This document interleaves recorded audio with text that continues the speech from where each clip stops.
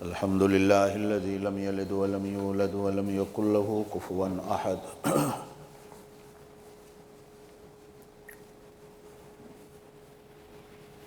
الحمد لله الذي لم يتخذ ولدا ولم يكن له شريك في الملك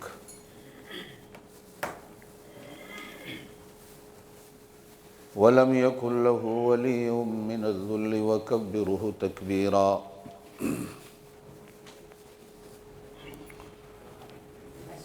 أشهد أن لا إله إلا الله وحده لا شريك له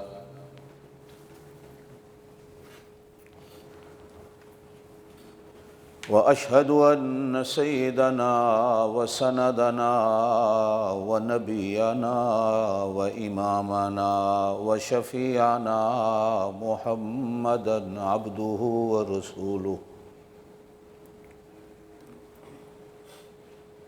صلی اللہ علیہ وعلى آلہ وأصحابہ وبارک وسلم تسلیما کثیرا کثیرا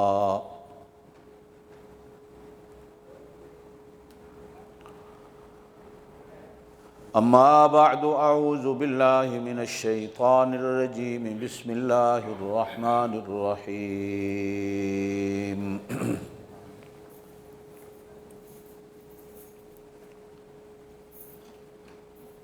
فلا وربك لا يؤمنون حتى يحكموك فيما شجر بينهم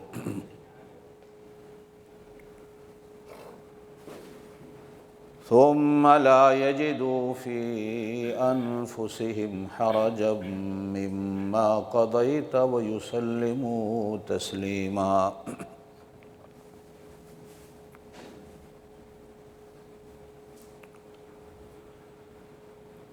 قال النبي صلى الله عليه وسلم تركت فيكم أمرين لن تضلوا ما تمسكتم بهما كتاب الله وسنتي أو كما قال النبي صلى الله عليه وسلم صدق اللہ العلی العظیم وبلغنا رسولہ النبی الکریم الأمی الأمین ونحن على ذلك لمن الشاہدین والشاکرین والحمد للہ رب العالمین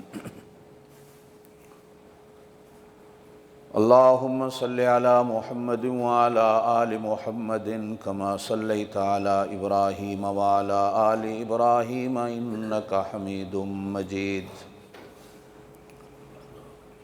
اللہم بارک علی محمد وعلی آل محمد کما بارکت علی ابراہیم وعلی آل ابراہیم انکا حمید مجید یا رب صل وسلم دائما ابدا علی حبیبک وعلی رسولک خیر الخلق کلہم هو الحبیب الذی ترجى شفاعته لكل ہول من الاحوال مقتحم اللہم صلی علی سیدنا و مولانا محمد وعلی آل سیدنا و مولانا محمد وبارک وسلم وصلی علیہ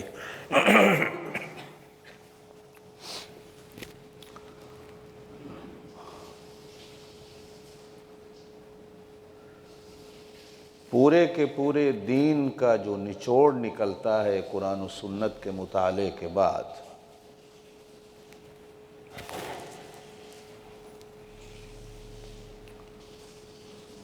لمبے چوڑے مسئلے لمبے چوڑے فتنے فرقے لڑائیاں مسئلے کرنے کی ضرورت نہیں ہوتی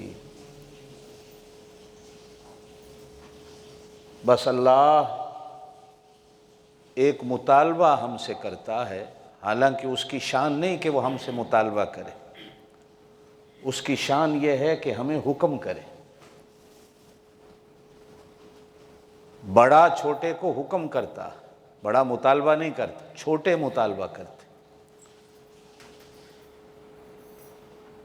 لیکن اللہ کی ذات اپنے بندوں کے ساتھ کبھی کبھی اتنی نیچے آ جاتی ہے، صرف اپنے بندوں کو خوش کرنے کے لیے، کہ وہ بندوں سے بھی مطالبہ کر بیٹھتا۔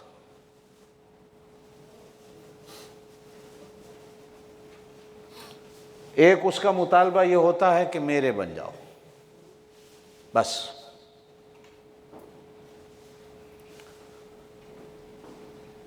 پھر اس سے پوچھا جائے کہ یا اللہ ہم تیرے کیسے بنے؟ اس لیے کہ تیرے تو جب ہم بنے کہ تو ہمیں نظر آئے، تو ہمارے ساتھ اٹھے بیٹھے، تو ہمارے ساتھ کھائے پیے، تو ہمارے ساتھ مجلس اور محفل کرے، شادی خوشی غمی میں آنا جانا ہو، صبح شام سلام دعا ہو۔ آدمی اپنا تو ایسے ہی بنتا ہے نا کہ جب تعلقات بنتے،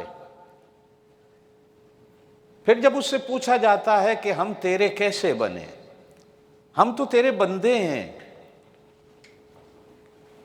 تو ہمارا خالق و مالک ہے، تو ہمارا بڑا ہے، کوئی ایسی راہ ہے، کوئی ایسا طریقہ ہے، کوئی ایسا راستہ ہے جو آسان سا ہو کہ ہم تیرے بن جائیں؟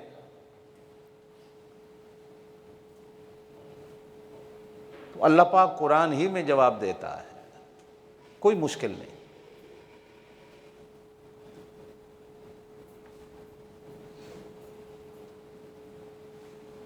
میرے نبی کے راستے کو اپنا لو، میرے نبی کی سنت کو اپنا لو، میرے نبی کے طریقے کو اپنا لو، میرے نبی کے پیچھے چل پڑو، تم میرے ہو جاؤ۔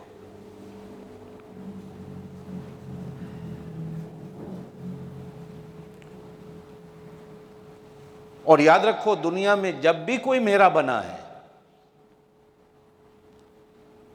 یا جب بھی میں نے کسی کو اپنا بنایا،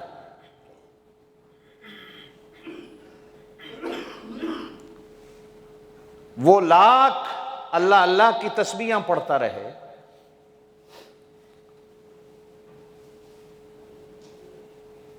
میرا اسی وقت بن سکتا ہے کہ جب تسبیح بھی نبی کے طریقے کے مطابق کرے۔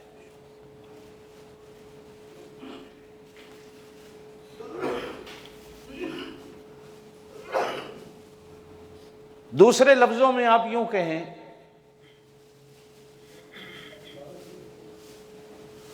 کہ اللہ ہم سے مطالبہ کرتا ہے کہ محمدی بن جاؤ صلی اللہ علیہ وسلم۔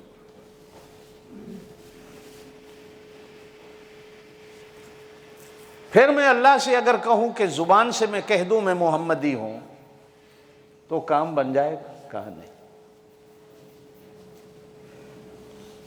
زبان سے کہہ بھی دیا لا الہ تو کیا حاصل؟ من اپنا پرانا پاپی برسوں سے نمازی بن نہ سکا۔ زبان سے کہنے سے کام نہیں چلے گا۔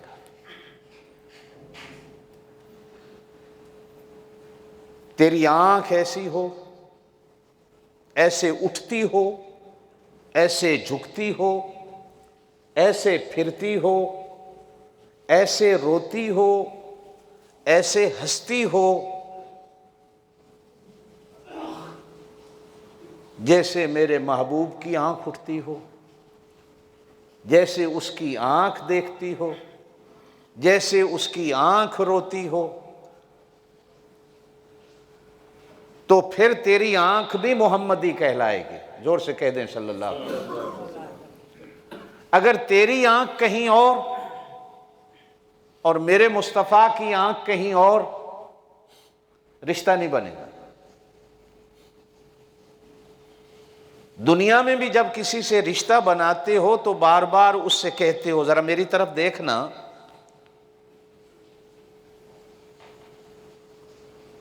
ذرا نظر تو میرے اوپر ڈالنا، میں تجھے دیکھ رہا ہوں تو کہیں اور دیکھ رہا ہے۔ نظر سے نظر جب ملتی ہے، پھر اللہ پاک دل سے دل ملاتا.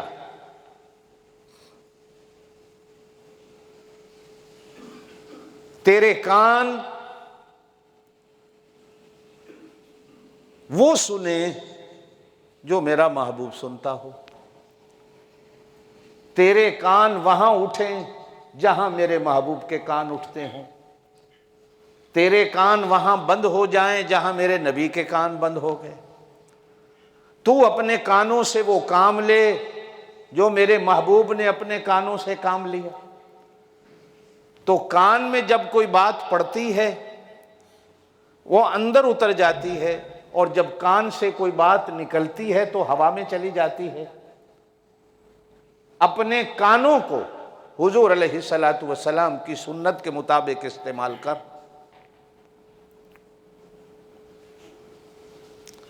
قرآن کی آیت جو میں نے آپ حضرات کے سامنے پڑھی، اللہ فرماتے ہیں فَلَا وَرَبِّكَ لا یؤمنون.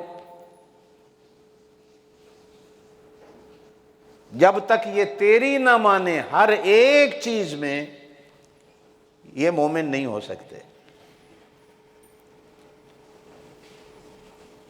اور بڑا عجیب لفظ ہے، اس کا معنی میرا خیال ہے کوئی بندہ نہیں کر سکتا. فَلَا وَرَبِّكَ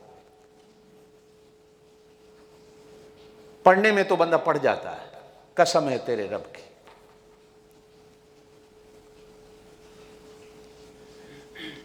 لیکن اگر اس معنی کی گہرائی میں انسان غوطے مارے تو انسان نہیں پہنچ سکتا. ماں جب لاڈ اور پیار سے اپنے بیٹے سے کہتی ہے نا میرا بیٹا،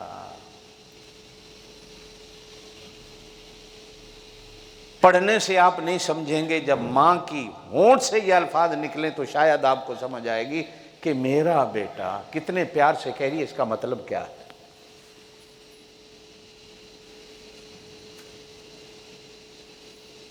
کسی ڈکشنری میں یہ معنی نہیں انسان سمجھ سکتا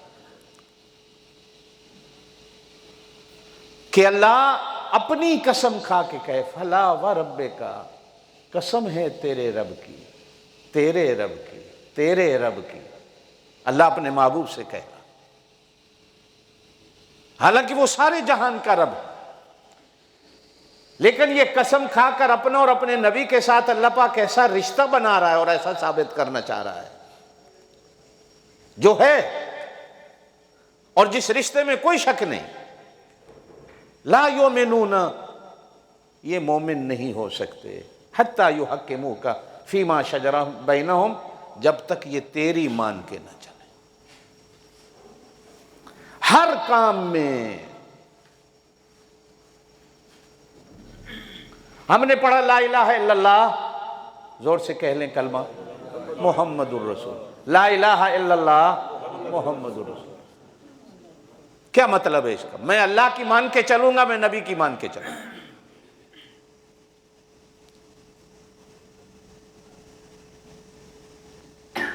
ظلم یہ ہے کہ میں تو آج تک مسلمان ہونے کے باوجود اپنے اللہ کی مان کے ہی نہیں چلتا، اور میں اپنے رسول کی بھی مان کے نہیں چلتا. اور میرے ساتھ اگر کوئی بندہ یوں کہے کہ اللہ کے رسول کی مان کے چلو، تو سامنے سے جواب ہوتا ہے بڑا مشکل ہے. وہ آپ بھی یہی کہتے ہیں، میں بھی یہی کہتا ہوں، بڑا مشکل. اللہ کہتے ہیں وہ مومن ہو ہی نہیں سکتا جب ہر کام میں نبی کی مان کے نہ چلتا.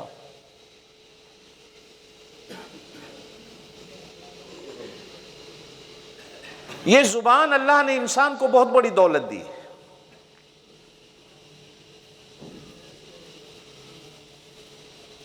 بعض کہنے والوں نے تو یوں لکھا ہے کہ دل کے بعد انسان کے وجود میں اگر کوئی قیمتی چیز ہے تو وہ زبان ہے.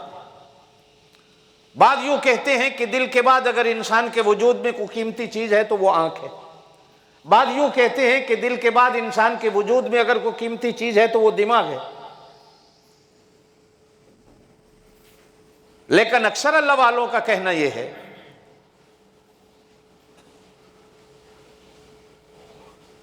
آنکھ نہ بھی ہو تو زندگی گزر جاتی ہے.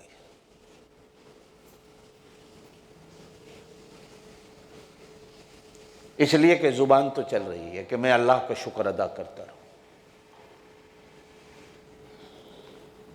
کہتے ہیں کہ امام شافعی رحمۃ اللہ علیہ کی جوتی ٹوٹ گئی، مصر کے بازار میں جا رہے تھے، امام شافعی کی قبر مصر میں ہے، قاہرہ میں، بازار میں جا رہے تھے، جوتی ٹوٹ گئی تو سوچ آئی کہ موچی سامنے بیٹھتا ہے، اس سے جوتی کو گٹھا لوں، لوگ کیا کہیں گے، مسلمانوں کا امام ہے، جوتی ٹوٹی ہوئی ہے۔ اور عجیب تعلیمات ہیں اسلام کی، گہرائی میں آپ صلی اللہ علیہ وسلم نے فرمایا اگر کسی کی ایک جوتی ٹوٹ جائے تو وہ ایک پاؤں میں جوتی پہن کے نہ چلے، وہ دوسری بھی اتار دے، ننگے پاؤں چلے۔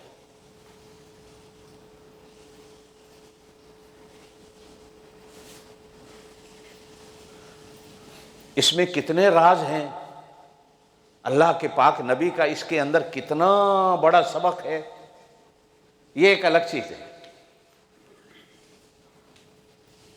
جوتی ٹوٹ جائے تو گٹھا لو۔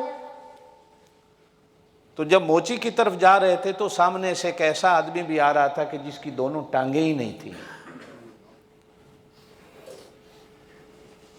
تو امام شافعی رحمۃ اللہ علیہ نے اپنے دوسرے پیر کی جوتی بھی اتار کر ہاتھ میں پکڑ کر اللہ کے حضور رو کر توبہ کر کے کہا اللہ تیرا شکر ہے کہ میرے دونوں پیر تو سلامت ہیں، میں کتنا دنیا میں مست ہو کے جا رہا تھا کہ جوتی سلا لوں، یہ بھی تو ایک تیرا بندہ ہے کہ جس کے دونوں پاؤں نہیں اور پیروں میں جوتیاں بھی نہیں۔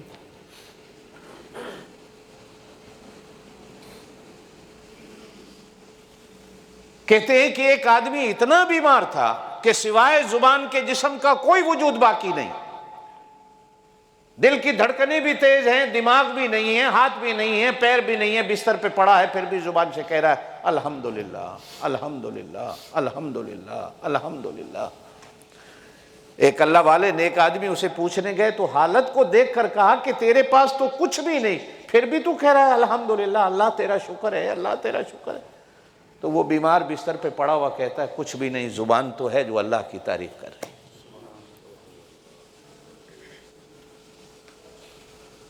امام حسن بصری رحمۃ اللہ علیہ نے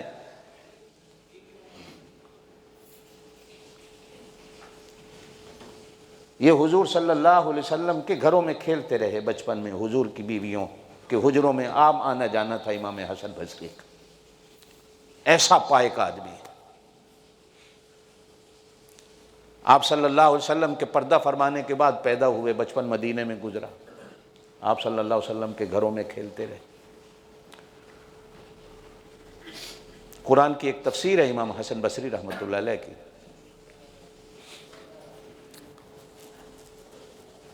سورہ فاتحہ کی جو تفسیر ہے اس کے شروع میں ہی بڑا عجیب جملہ لکھا ہے امام حسن بصری رحمۃ اللہ علیہ نے کہ الحمدللہ اللہ کو اتنا پسند اور محبوب تھا کہ اللہ نے اپنی کلام کی ابتدا بھی الحمدللہ سے کر دی۔ کہہ دو الحمدللہ الحمدللہ، سانس جانے پر بھی الحمدللہ، سانس کے آنے پر بھی الحمدللہ۔ گیا ہے وہ واپس نہ آنے دے، اسی کے ہاتھ میں ہے سارا کچھ۔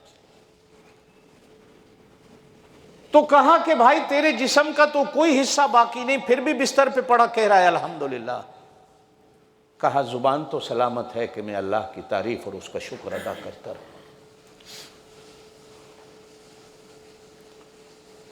یہ زبان دل کے بعد، دل بادشاہ ہے انسان کے وجود میں، اور جو زبان سے نکلتا ہے دل وہ قبول کرتا ہے۔ اس لیے سیانے کہتے ہیں کہ دل سے جو بات نکلتی ہے، جب رشتہ زبان اور دل کا جڑتا ہے تو وہ اثر کرتی ہے۔ تو معلوم ہوتا ہے کہ دل اور زبان کا اتنا قریبی رشتہ ہے جیسے دو بھائیوں کا خون کا رشتہ ہوتا ہے۔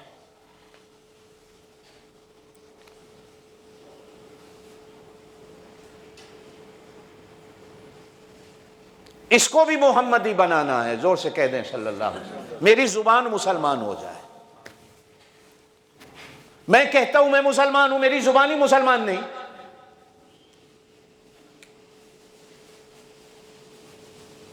میرے دوستو، ایک چیز ہم نے سیکھ رکھی ہے اپنے مولوی حضرات سے ہی کہ کلمہ پڑھنے سے بندہ مسلمان ہو جاتا ہے. اگر وہ کلمہ میں نے اندر ہی نہیں اتارا، زبان پر تو میرے لا الہ الا اللہ ہے، لیکن بت ابھی بھی میری آستینوں میں پڑے ہوئے ہیں. میرا دل ابھی بھی بتانے آزری سے بھرا ہوا ہے. میں ابھی بھی اپنی جبین کو، اپنے ماتھوں کو غیروں کے آگے جھکاتا پھر رہا ہوں.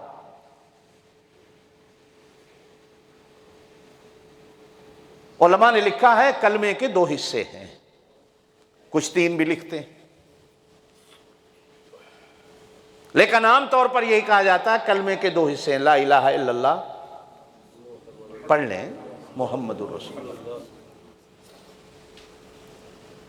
میں اللہ کی بھی مان کے چلوں گا اور میں اللہ کے رسول کی بھی مان کے چلوں گا. حضرت ابو سفیان رضی اللہ تعالیٰ جب مسلمان نہیں تھے تو حضور صلی اللہ علیہ وسلم انہیں بار بار کہا کرتے تھے، ابو سفیان، دنیا کی کامیابی بھی میری اتباع میں ہے، قبر کی کامیابی بھی میری اتباع میں ہے. یہ چزراہٹ 4 دن کی ہے، چلی جائے گی.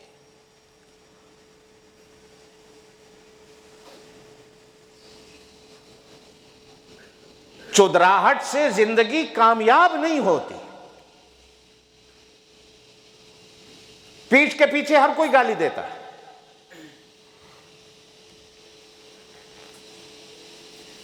میں اور آپ کبھی کبھی بیٹھ کے سوچتے ہوں گے، یار واہ، نواز شریف صاحب کو اللہ نے حکومت دی ہے، کتنا اچھا آدمی ہے یار، بڑی اچھی عزت کے ساتھ. کتنے لوگ گالیاں بھی دیتے ہیں. عزت کس میں اللہ نے رکھی؟ کرسی کے اندر اگر اللہ نے عزت رکھی بھی ہوتی تو اللہ اپنے ہر نبی کو کرسی دیتا، اور حضور صلی اللہ علیہ وسلم کے ہر صحابی کو اللہ کرسی دیتا. حسنین کریمین کو اللہ کرسیاں ہی کرسیاں دیتا.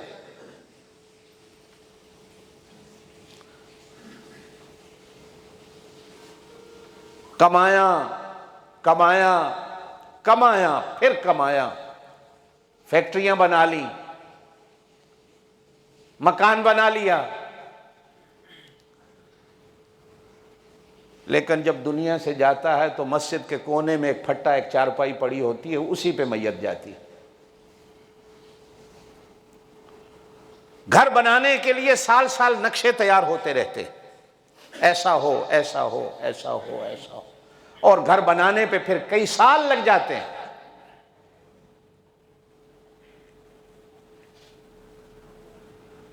قبر بنانے پہ صرف 2 گھنٹے لگتے ہیں، اور پھر بنانے والا بھی کہتا ہے قبر تیار ہو گئی، میت کو لے آؤ. کتنی دیر لگتی، اور وہ ہمیشہ ہمیشہ کی رہنے والی.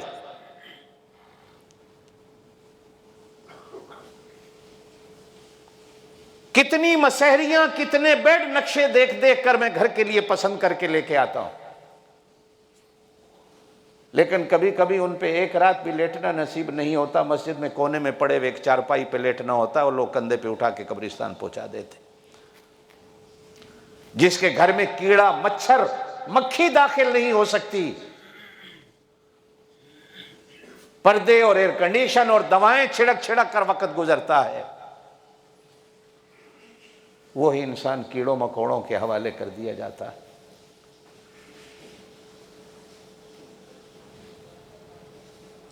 کامیابیاں اللہ پاک نے اگر دولتوں کے اندر رکھی ہوتی تو اللہ اپنے ہر نبی کو دولت دیتا. حضور صلی اللہ علیہ وسلم نے کیا فرمایا؟ ارشاد فرمایا، اللہ کہتا ہے کہ اگر تم نے مجھے تلاش کرنا ہے، بے شک لوگ کہتے ہیں کہ اللہ مسجدوں میں ملتا ہے، کچھ لوگ کہتے ہیں کہ اللہ جنگلوں میں ملتا ہے، کچھ لوگ کہتے ہیں کہ اللہ غاروں میں ملتا ہے، کچھ لوگ کہتے ہیں کہ اللہ مزاروں میں ملتا ہے۔ دو چیزیں حضور صلی اللہ علیہ وسلم نے فرمائی، اللہ کہاں ملتا ہے؟ فرمایا ایک تو اللہ پاک ٹوٹے دل والے غریب کے دل میں ملتا ہے۔ اللہ کہتا مجھے تلاش کرنا ہو تو غریب کے گھر میں تلاش کرو۔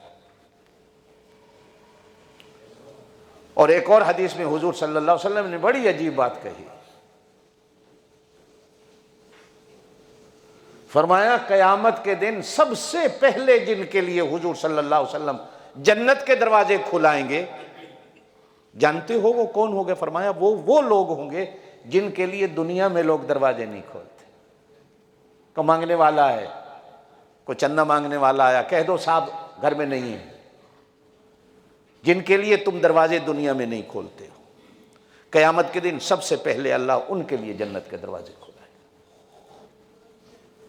حضور صلی اللہ علیہ وسلم نے فرمایا قیامت کے 500 سال پہلے غریب لوگ جنت میں جائیں گے، امیر لوگ 500 سال کے بعد جنت میں داخل۔ فرمایا اللہ کو اگر ڈھونڈنا ہے تو ٹوٹے ہوئے دلوں میں ڈھونڈو، اللہ کو ڈھونڈنا ہے تو ٹوٹے ہوئے گھروں میں ڈھونڈو، اللہ کو ڈھونڈنا ہے تو زمین پہ سونے والوں کی مجلس میں بیٹھ کر ڈھونڈو، اللہ کو ڈھونڈنا ہے تو ایسے لوگوں کے پاس جا کے ڈھونڈو جن کے سر کے بال بکھرے ہوئے ہیں، جن کی پوشاکیں نہیں ہوتی۔ یا پھر حضور صلی اللہ علیہ وسلم نے فرمایا کہ اللہ جب بھی کسی کو ملا ہے وہ میری سنت کے راہ میں ملا ہے۔ اللہ کو جس نے بھی ڈھونڈنا ہے وہ میرے طریقے پہ چلے، اللہ مل جائے۔ تو میرے دوستو، میں کئی جمعوں سے یہی بات آپ حضرات کے سامنے کرنا چاہ رہا تھا، جو میں موضوع لا رہا تھا۔ میں شیعہ تو بنا، میں وہابی تو بنا، میں پٹھان تو بنا، میں پنجابی تو بنا، میں سنی تو بنا، میں پاکستانی بنا، میں بنگالی بنا، میں انڈین بنا، میں سب کچھ بنا، لیکن قرآن جو ہم سے مطالبہ کرتا ہے کہ محمدی بنو، زور سے کہہ دو صلی اللہ علیہ وسلم۔ پٹھان بھی جبھی تم پٹھان بنو گے جب میرے پاک نبی کی اتباع پہ چلو گے۔ اولئک حزب اللہ، پھر اللہ کہتا ہے یہ میری جماعت ہے جو میرے نبی کے راہ پہ چل رہی ہے۔ الا ان حزب اللہ هم المفلحون، دنیا میں کوئی جماعت کامیاب نہیں ہوتی، وہی جماعت کامیاب ہوتی ہے جو میرے نبی کے راستے پہ چلے۔ کامیابیاں کیا ہیں؟ آپ نے حضرت علی کو دیکھا ہے، جتنے بیٹھے ہیں کسی نے دیکھا ہے، لیکن حضرت علی کی محبت دلوں میں ہے۔ ایمان کے ہمارے سامنے کو حضرت علی کو گالی دے، اس کی گردن مڑوڑ کے رکھ دے۔ حضرت عثمان غنی کو دیکھا ہے، محبت ہے دل میں۔ اگر کوئی حضرت عثمان غنی کو گالی دے تو آپ کا دل نہیں کرے گا میں اس کی گردن مروڑ کے رکھوں۔ حضرت عمر، حضرت ابوبکر سے محبت ہے، دیکھا نہیں؟ کیوں ہے؟ اگر میرے سامنے کو ان کو گالی دے تو دل کرتا ہے گردن مروڑ کے رکھوں۔ چلیں، آپ کہیں گے صاحب وہ تو بڑے بندے، لیکن آج اولیاء کرام کی بھی اگر میرے سامنے کو توہین کرتا ہے تو دل کرتا ہے ان کی گردن مروڑ کے رکھتے۔ اولیاء کرام کے مزارات پر جا کر اگر کوئی بم پھوڑتا ہے تو دل کرتا ہے ان کی گردنیں توڑ کے رکھ دے۔ ہم نے ان اولیاء کو دیکھا نہیں ہوتا، لیکن ان کی محبتیں ہمارے دلوں کے اندر، اسے عزت کہا جاتا۔ کہتے ہیں کہ حضرت عبداللہ ابن مبارک رحمت اللہ علیہ ایک دفعہ بغداد آئے، تو دوسرے اسی دن ہارون رشید کی سواری بھی اپنی بیگمات کے ساتھ بغداد کی سیر کو نکلا۔ تو جب بادشاہ کی سواری نکلتی تھی تو ساری دنیا، عورتیں مرد روڈوں پہ کھڑے ہوتے تھے سلام کرنے کو بادشاہ کی سواری۔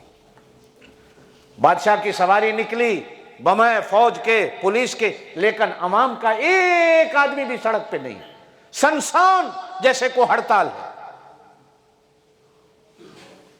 تو بیگم زبیدہ جو تھی ہارون رشید کی، وہ بادشاہ سے پوچھنے لگی آج لوگ کوئی نہیں کھڑے، کیا بات ہے؟ بادشاہ بھی حیران ہے کہ لوگ کہاں چلے گئے، تو اس نے اپنے ایک سپاہی سے پوچھا آج بغداد کی گلیوں میں لوگ کوئی نہیں نظر آ رہے۔ کہا کہ عبداللہ ابن مبارک آئے ہیں بغداد میں، سارا بغداد ان کی زیارت کو چلا گیا ہے۔ تو کہا وہ کون ہے؟ وہ بادشاہ ہے کسی دھرتی؟ کہا نہیں ایک اللہ والا ہے۔ تو زبیدہ کی زبان سے نکلا ہارون رشید بادشاہ سلامت، ہماری بادشاہی تو ڈنڈے کی ہے، اصل بادشاہی ہے۔ ہم تو جو نہ نکلے ہمارے ہوتے ہوئے تو پولیس کو شام کو گھر بھیج کر اٹھوا لیتے ہیں کہ ہمارے استقبال کو کیوں نہیں آیا، یہ تو ڈنڈے سے بادشاہی۔ اصل بادشاہی تو یہ ہے کہ ایک عام فقیر آدمی آیا ہے بغداد میں اور سارا بغداد نکل کھڑا ہو۔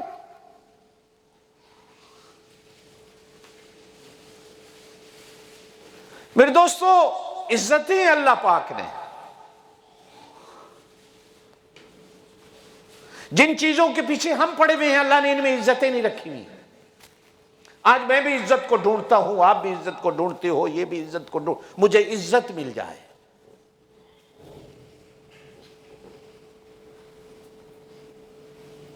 پاکستان میں آپ اخباریں پڑھتے ہیں، ٹی وی سنتے ہیں، ریڈیو سنتے ہیں، تو معلوم ہوا جی غیرت کے پیچھے فلاں بندے نے 4 بندوں کو قتل کر دیا، غیرت کے پیچھے۔ یہ غیرت اور عزت ملتی جلتی چیزیں ہوتی۔ میں آپ سے ایک سوال پوچھتا ہوں، آپ مجھے بتاتے ہیں وقت قیمتی ہے یا جان قیمتی ہے؟ بتائیں ذرا مجھے، وقت قیمتی ہے کہ جان قیمتی ہے؟ بتاؤ بھائی، زور سے بولو، زور سے۔ ہاں، جان قیمتی ہے۔ اس لیے کہا جاتا ہے کہ سبز بتی پہ روڈ کو کراس کرو، ریڈ بتی پہ روڈ کو کراس نہ کرو، ایکسیڈنٹ ہو جائے گا۔ 1 منٹ یا آدھا منٹ کھڑا ہونا ہے۔ جان تمہاری سب سے زیادہ قیمتی، جان کو بچاؤ، کھڑے ہو جایا کرو۔ ہم کیوں کھڑے ہوتے ہیں؟ پولیس والوں کو دیکھ کے، جرمانے کے ڈر سے کھڑے ہوتے ہیں نا، ورنہ تو نہ میں کھڑا ہوتا ہوں نہ آپ کھڑے ہوتے ہیں، دونوں ایک جیسے ہیں۔ ادھر ادھر پہلے دیکھتے ہیں کوئی کھڑا تو نہیں، اگر کوئی نہیں کھڑا تو ہم کراس کر گئے، معلوم ہوا کہ ہم نے اپنی جان کو قیمتی نہیں سمجھا۔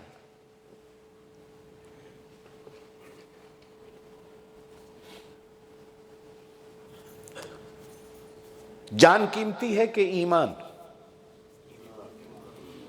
زور سے بولو۔ ہزاروں جانیں بھی ہوں تو ایمان پہ قربان۔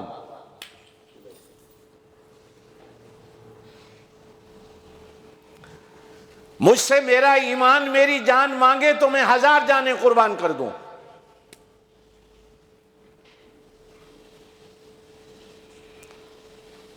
اب آگے آتا ہے ایمان قیمتی ہے کہ ماں باپ قیمتی؟ زور سے بولو۔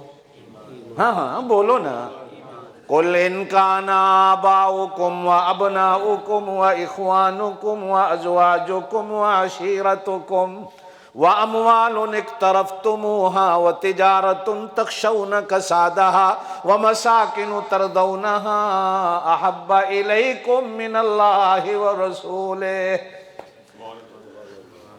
جنگ بدر میں ابو بکر صدیق کا ابا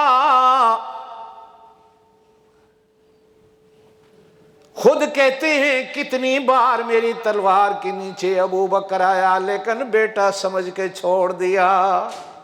حضرت ابو بکر کہتے ہیں ابا اگر تو میری تلوار کے نیچے آ جاتا تو میں دشمن رسول سمجھ کے تیری گردن اڑا دیتا۔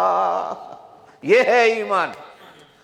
قُلْ إِنْ كَانَ آبَاؤُكُمْ، ماں باپ سے زیادہ، وَأَبْنَاؤُكُمْ اولاد سے زیادہ، وَإِخْوَانُكُمْ بھائیوں سے زیادہ، وَأَزْوَاجُكُمْ بیویوں سے زیادہ، وَعَشِيرَتُكُمْ چاچا ماما نانا دادا پھپھی ماسی چاچی سب سے زیادہ، وَأَمْوَالٌ اقْتَرَفْتُمُوهَا، وہ مال جو بڑی محنتوں سے کمایا اس سے بھی زیادہ، وَتِجَارَةٌ تَخْشَوْنَ كَسَادَهَا، وہ جو کاروبار کر رہا ہوں اس سے بھی زیادہ، احب الیکم من اللہ ورسولہ، اللہ کہتے ہیں میں ان سے بھی زیادہ تم سے اپنی محبت مانگتا ہوں، اپنے رسول کی محبت مانگتا ہوں۔ مجھے یہ آدھا تیتا آدھر بٹیر نہیں چاہیے، مجھے پورا پورا کے سب سے زیادہ۔ ایک دن حضرت عمر آئے، عرض کی اللہ کے رسول ساری دنیا سے زیادہ میں آپ سے محبت کرتا ہوں۔ حضور نے فرمایا اپنی جان سے بھی زیادہ؟ کہا نہیں۔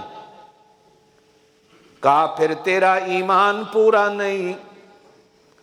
تھوڑی دیر بعد کہا اللہ کے رسول اب اپنی جان سے بھی زیادہ آپ سے پیار کرتا ہوں۔ فرمایا اب اللہ نے تیرے ایمان کو قبول کیا۔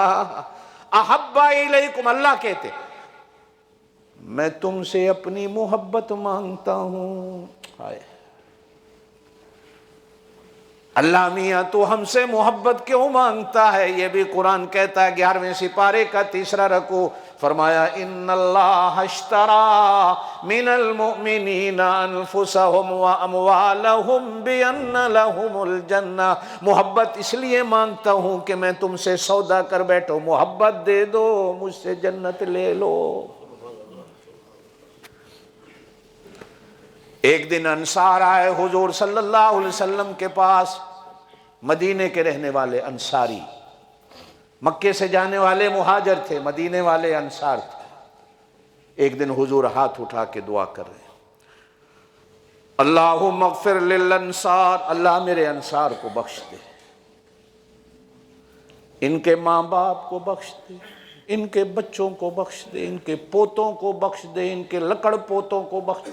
حضور دعائیں کرتے جا رہے، اتنا انصار سے پیار تھا حضور صلی اللہ علیہ وسلم، پیار ہی تھا کہ حضور صلی اللہ علیہ وسلم نے مدینے کو پھر اپنا مسکن بنایا۔ یہ مدینے والے تھے انصاری۔ انصار آئے یا رسول اللہ، زور سے کہہ دیں صلی اللہ علیہ وسلم، مدینے میں کھیتیاں خشک ہو رہی ہیں، کوئی نہر کی منصوبہ بنائیں، بارشیں کبھی کبھی ہوتی ہیں، پانی ضائع ہو جاتا ہے، کوئی نہر کا مسجد میں بیٹھیں، کو ہمارے سامنے منصوبہ ہو۔ سارے انصاری آ گئے نہر کے لیے کہ نہر مدینے میں کو کھودی جائے۔ سارے مشورہ کر رہے ہیں نہر کہاں سے نکالی جائے، کہاں لائی جائے، کیسے ہو کیسے ہو۔ حضور صلی اللہ علیہ وسلم تشریف لائے، جیسے ہی آپ کا بیٹھنا ہوا کہا ہاں بھائی انصاریوں بتاؤ کیسے آئے ہو؟ تو نہر کو بھول کے سب کہنے لگے اللہ کے رسول ہم جنت مانگنے آئے۔ زور سے کہہ دو سبحان اللہ۔ اچھا میں نے تو سنا تم نہریں مانگنے آئے ہو، کسی نے مجھے کہا اب تم کہہ رہے ہو جنت چاہیے؟ کہ اللہ کے رسول نہریں نہیں چاہیے، دنیا تو پھر بھی گزر جائے گی جیسے گزر جائے گی، ہمیں جنت چاہیے۔ حضور نے ہاتھ اٹھایا اللہ ان سب کو جنت دے دے۔ فوراً جبریل آئے، جبریل آ کے کہنے لگے اللہ کہتے ہیں ہم نے سب انصار کو جنت دے دی۔ یہ قرآن میں ہے والسابقون الاولون من المہاجرین والانصار، اللہ کہتے ہیں 3 جماعتیں جنت میں جائیں گی، چوتھی کوئی نہیں۔ دوسرا رکوع ہے 11ویں سپارے کا، سورہ توبہ۔ والسابقون الاولون من المہاجرین والانصار، مہاجر ہجرت کرنے والے جنت میں جائیں گے، والانصار انصاری جنت میں جائیں گے۔ تیسری جماعت فرمایا والذین اتبعوہم بإحسان، جو ان دونوں کو اتباع کرے گا، جو ان دونوں کی اتباع کرے گا۔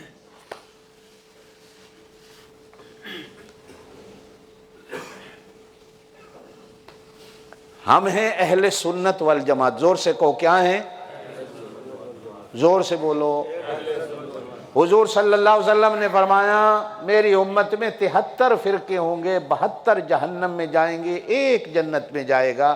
صحابہ نے عرض کیا اللہ کے رسول وہ کون سا؟ فرمایا جو میرے اور میرے صحابہ کے راستے پہ۔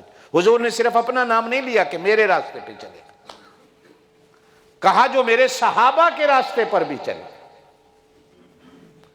ہم اہل سنت حضور کی سنت والے، آگے ہے والجماعت۔ حضور صلی اللہ علیہ وسلم کی جماعت جو صحابہ گزرے ہم ان کے بھی تابع داری کرنے والے۔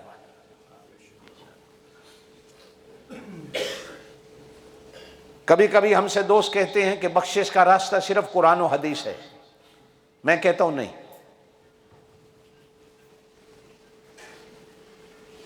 یہ قرآن کہتا ہے کہ 3 راستے ہیں بخشش کے، المہاجرین والانصار والذین اتبعوہم بإحسان رضی اللہ عنہم ورضوا عنہ وأعد لهم جنات تجری تحتها الانہار خالدین فیہا۔ اللہ کہتے ہیں ان تینوں کے لیے میں نے جنت کو تیار کر رکھا۔ حدیث سنت نہیں کہلاتی، یاد رکھنا، حدیث گفتگو اور بات ہوتی ہے، حدیث اس وقت سنت بنتی ہے جب وہ بھٹیوں میں پڑتی ہے، جب اس کی تحقیق کی جاتی ہے، محقق تحقیق کرتے ہیں، آیا صحیح ہے غلط ہے، بیان کرنے والے نے اللہ کے رسول کو دیکھا ہے، بیان کرنے والے نے اللہ کے رسول کی مجلس کی ہے، بیان کرنے والا سچا ہے یا جھوٹا ہے، بیان کرنے والا نمازی ہے کہ نہیں، بیان کرنے والا امین ہے کہ نہیں، دنیا کے کاموں میں اگر خیانت کرتا ہے تو وہ اللہ کے پاک نبی کی بات کے اندر بھی خیانت کر سکتا ہے۔ ایک ایک چیز کو علماء بھٹی میں ڈالتے ہیں، جب بھٹی سے وہ سونا بنتی ہے نکلتی ہے تو پھر کہا جاتا اب یہ سنت ہے۔ یہ تو ہم مسلمان ہیں نا کہ آگے حضور کی سنت کو بھی ہم نے چھوٹا بڑا بنا رکھا ہے، کر لیں گے تو ثواب ہے، نہیں کریں گے تو گناہ کوئی نہیں۔ نبی کے وجود سے جو چیز نکلتی ہے وہ سونے سے بھی زیادہ قیمتی ہے، نبی کی زبان سے جو بات نکلتی ہے دنیا کے پہاڑ سونے کے مل جائیں تو قیمت نہیں ہوتی، نبی کی آنکھ سے جو بات ظاہر ہو جاتی ہے سمندر سونے کے بنا دو تو اس بات کی قیمت طے نہیں ہوتی۔ نبی کی بات ہر چیز سے قیمتی ہوتی۔ سیانے لوگ کہتے ہیں کلام الملوک ملوک الکلام، بادشاہوں کی بات باتوں کی بادشاہ ہوتی۔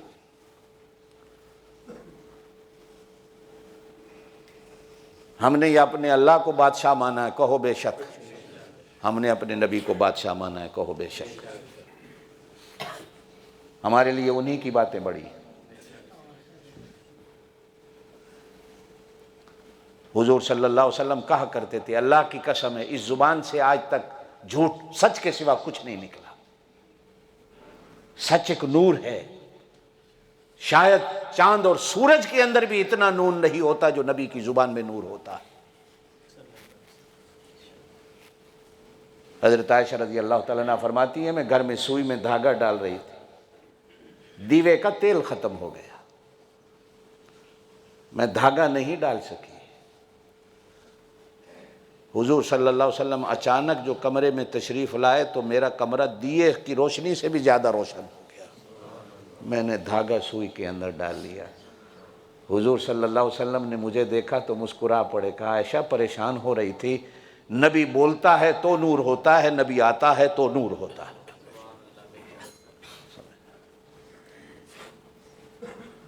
یہ تو ہماری کمزوریاں ہیں، ناراض نہیں ہونا، میں بھی آپ کے ساتھ شامل ہوں کہ ہم آج تک اپنے نبی کو نہیں جان سکے۔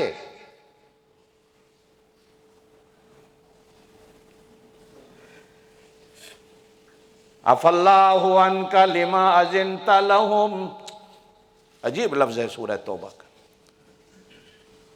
آپ صلی اللہ علیہ وسلم نے منافقین کو اجازت دے دی نکل جاؤ، جہاد پہ جا رہے تھے، جنگ تبوک کے لیے منافقین سے کہا نکل جاؤ، نکل گئے۔ اب اللہ ناراض ہوئے، ان کو ابھی چلنے دینا تھا تاکہ ہر چیز تیرے سامنے کھل جاتی یہ کیسے ہیں، ابھی چلنے دیتا، اور کم از کم میرا نبی میری طرف ہی دیکھ لیتا کہ جب اللہ کہے گا تو پھر نکالوں گا، آپ نے کیوں کہہ دیا؟ اب اتنی بڑی بات تھی لیکن پھر بھی قرآن عجیب لفظ، عَفَ اللَّهُ عَنْكَ، پہلے اللہ کہتا ہے میں نے تجھے معاف کیا، پھر کہا لِمَا أَذِنْتَ، انہوں نے چھٹی کیوں دیتی ہے؟ پہلے کہا میں نے معاف کر دیا جو تو نے کیا، پھر کہا چھٹی کیوں دی؟ یہ ہے مقام نبی اللہ کے ہاں، ورنہ اللہ ڈانٹ دیتے، میرے نبی کیا کہا، کیا کر دیا نا۔ عفا اللہ عنک، تو بھی کدے کدے اپنے بچے کو کام کہتے وقت دعا کر دیا کر، اللہ بیٹا اللہ تجھے حج کرایا ایسا کام کر دے، اللہ تجھے مدینے لے جائے ایسا کام کر دے، اللہ تجھے معاف کر دے میرا بیٹا ایسا کام کر لے۔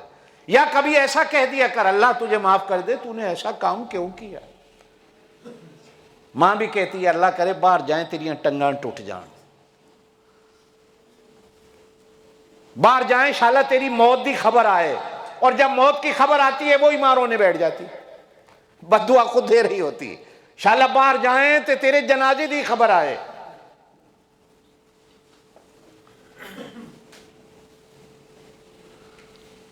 حدیث پاک میں آیا ایک دن آدم علیہ السلام نے حضرت شیش علیہ السلام کو اپنے پاس بٹھایا، اپنے بڑے بیٹے کو، بیٹا بھی نبی۔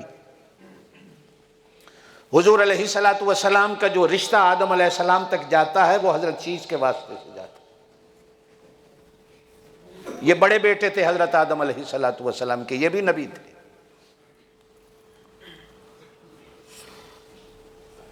حضرت آدم علیہ السلام فرمانے لگے بیٹا تیری پشت میں میری پشت سے نکل کر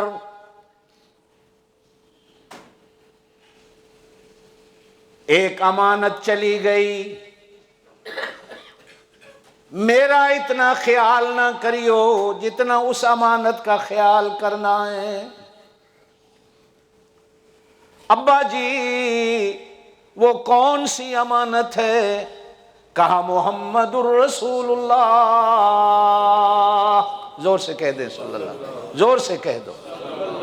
وہ امانت جو سب سے آخر میں آنی ہے، اللہ نے میرے ماتھے میں رکھی تھی، آج میرے ماتھے سے نکل کر تیرے ماتھے کے اندر آ گئی۔ میرا اتنا خیال نہ کرنا، میری اتنی عزت نہ کرنا جتنی اس کی عزت کرنی ہوگی، اور اس کی عزت کرے گا اللہ میرے سے بھی بڑے تیرے درجے کر دے گا۔ حضرت شیش علیہ السلام کہتے ہیں ابا کبھی بیٹا بھی باپ سے آگے نکل سکتا ہے؟ کہا ہاں بیٹا، کبھی کبھی بیٹا بھی باپ سے آگے اللہ سے شانیں لے سکتا ہے اور ملتی ہیں، کبھی کبھی شاگرد استاد سے آگے نکل جاتا ہے۔ اور اس امانت کی تو چھوڑ، یہ تو اتنا شان والا، یہ بعد میں بیان کروں گا۔ اس شان والے کو ایک امت ایسی ملے گی جو اتنی شان والی کہ میرے سے ایک بھول ہو گئی، اللہ نے کہا تھا اس درخت کے قریب نہ جانا، میں چلا گیا، حالانکہ خود اس نے کروایا، مجھ سے بھول ہو گئی، لیکن اللہ پاک نے میری بیوی کو مجھ سے جدا کر دیا۔ وہ امت ایسی ہوگی ہزاروں بھولیں کرے گی، ہزاروں گناہ کرے گی، لیکن اللہ ان کی بیویاں ان سے جدا نہیں کرے گا۔ مجھ سے بھول ہو گئی، اللہ نے میرے کپڑے اتار دیے، مجھے ننگا کر دیا۔ اس رسول کی ایسی امت ہوگی گناہ کرے گی، بجائے ننگا کرنے کے اللہ اپنی ستاری کی چادریں ڈال دے گا۔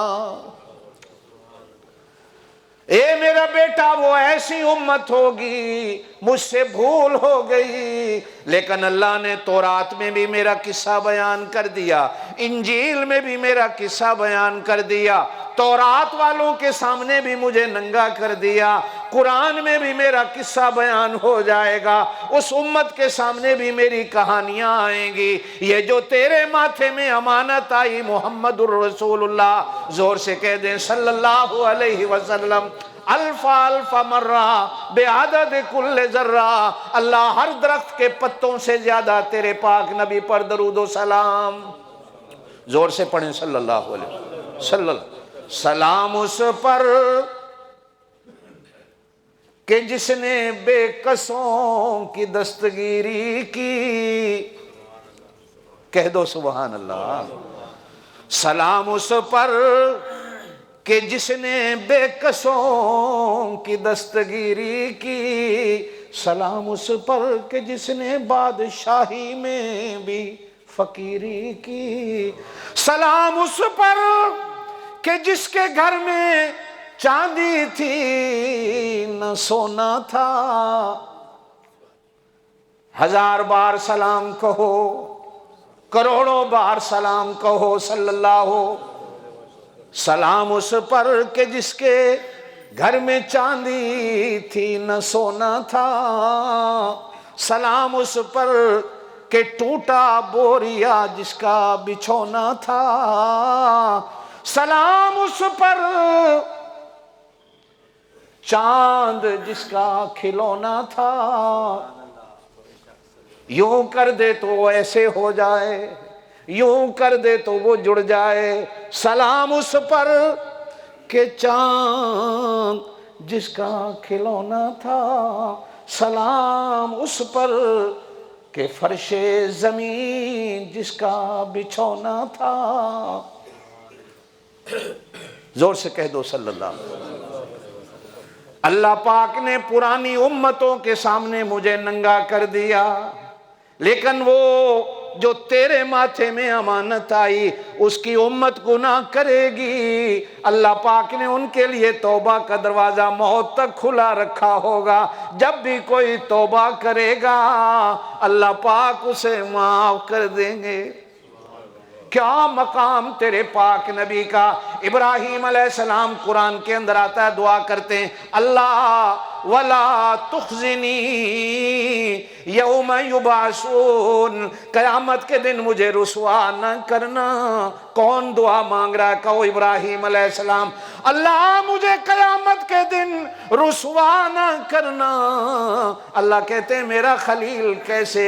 کہا میرا ابا ایمان نہیں لایا، اس نے تیرے اوپر یقین نہیں رکھا، وہ میری خلیلی پر ایمان نہیں لایا، میری نبوت پر ایمان نہیں لایا، ساری زندگی بت بناتا رہا، بتوں کے آگے جھکتا رہا، بت بیچتا رہا، بتوں کی تجارت کرتا رہا، شرک کرتا رہا، غیر اللہ کے آگے نظریں نیازیں چڑھاتا رہا، غیر اللہ سے مرادیں مانگتا رہا۔ اللہ میری اس نے نہیں مانی، تیری نہیں مانی۔ قیامت کے دن جب میرا ابا جہنم میں جا رہا ہوگا، اعلان ہوگا تیری طرف سے، لوگو یہ ابراہیم کا ابا ہے، ہم اس کو جہنم میں اے میرا اللہ میری کتنی رسوائی ہوگی۔ لوگ کہیں گے خلیل کا ابا جہنم میں جا رہا، لا تخزنی یوم یبعثون، اللہ قیامت کے دن مجھے رسوا نہ کرنا۔ اللہ کہتے ہیں میرا خلیل صبر کر،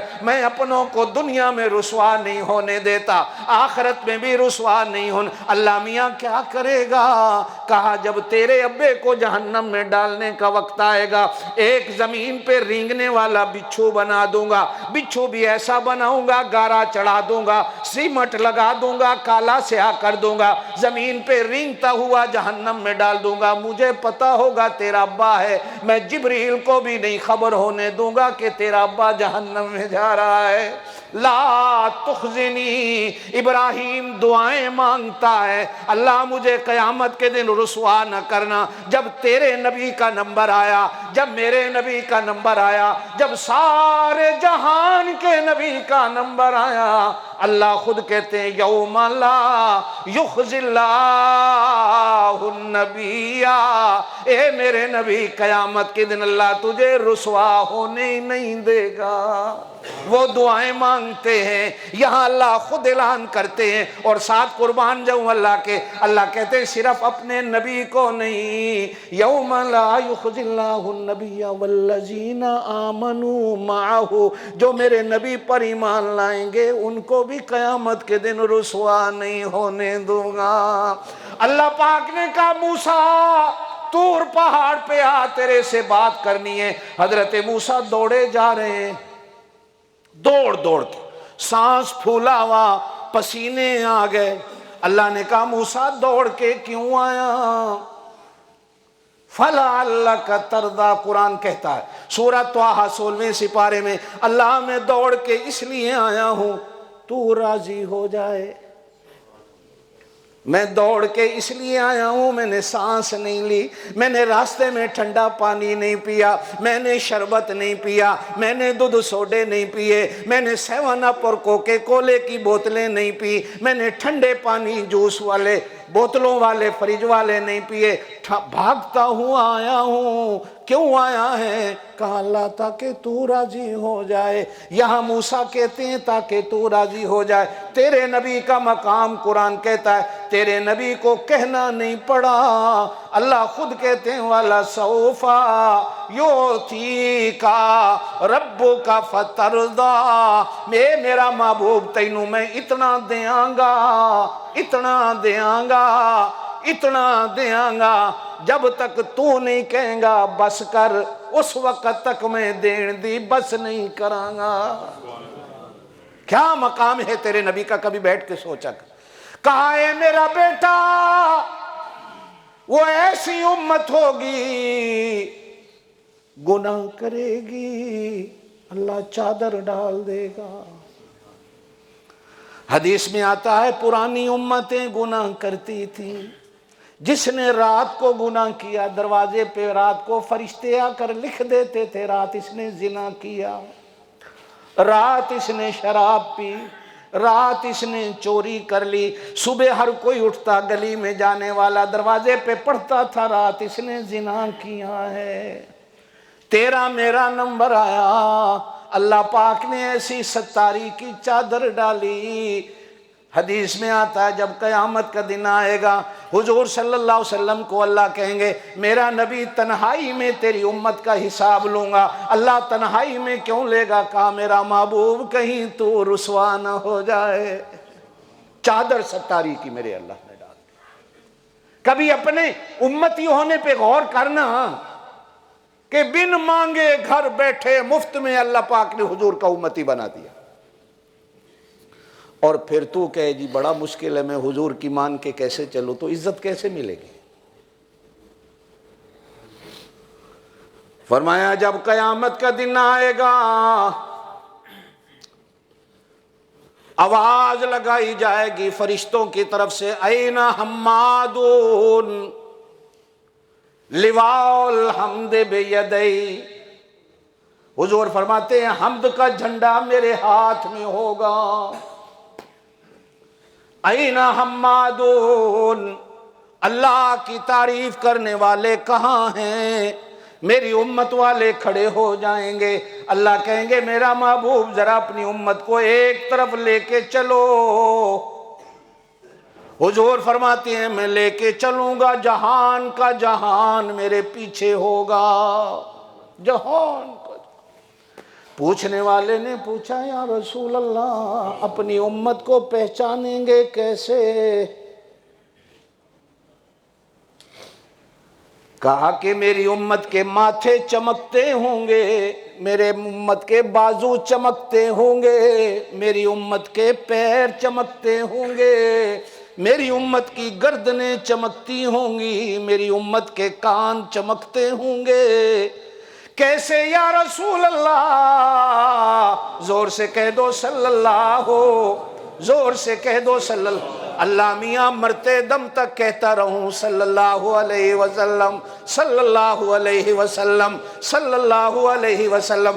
ہانگ کانگ والو ایک حدیث سناتا چلوں، حضور صلی اللہ علیہ وسلم نے فرمایا ہر عبادت کے بارے میں بندے کے دل میں شک پیدا ہو سکتا ہے، اللہ نے قبول کی کہ نہیں کی۔ درود ایک ایسی عبادت ہے جب بھی پڑھو گے قبول ہوگا، جب بھی پڑھو گے قبول، اس میں شک کوئی نہیں۔ کہہ دو صلی اللہ علیہ وسلم۔ یا رسول اللہ اپنی امت کو پہچانیں گے کیسے؟ کہاں چمکتے ہوں گے جیسے آسمان کے ستارے چمکتے ہیں۔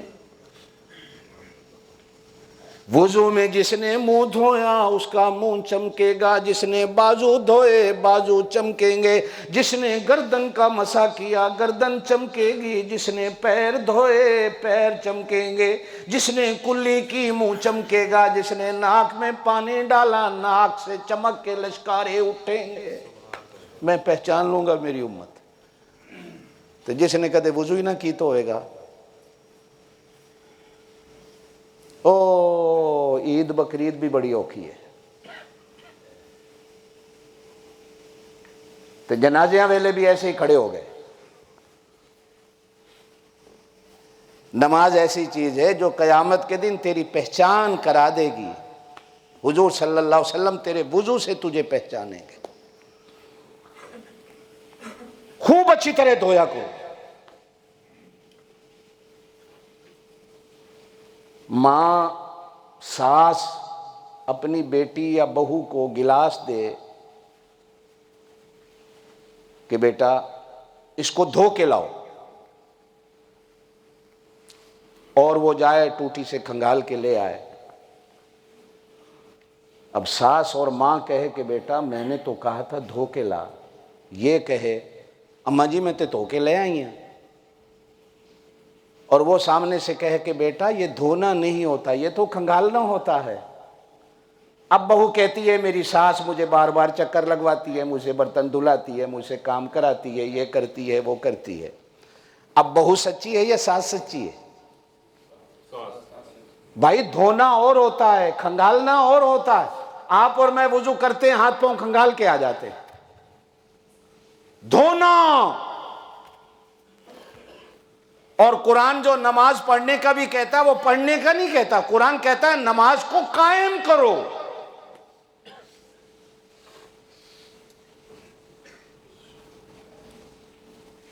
نماز کو قائم کرنا ہے، وضو کو اعضاء کو دھونا ہے، کھنگالنا نہیں.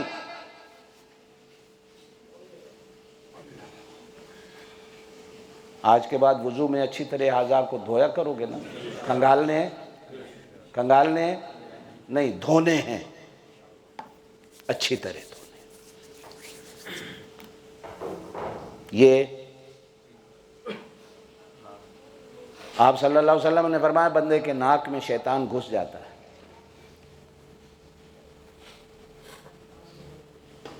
یہ ناک بڑی عجیب جگہ ہے جس میں شیطان بھی گھس جاتا ہے.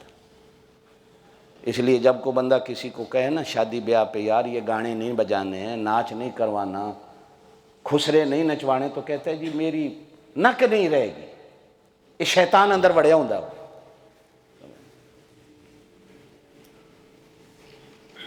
اس کو اچھی طرح دھونا ہے، شیطان اندر سے نکلے. منہ دھونا. تبلیغی جماعت میں کبھی 3 دن لگاؤ نا تو پھر پتہ چلے گا کہ وضو ہوتا کیا ہے. بندہ جب سیکھتا ہے بیٹھ کے.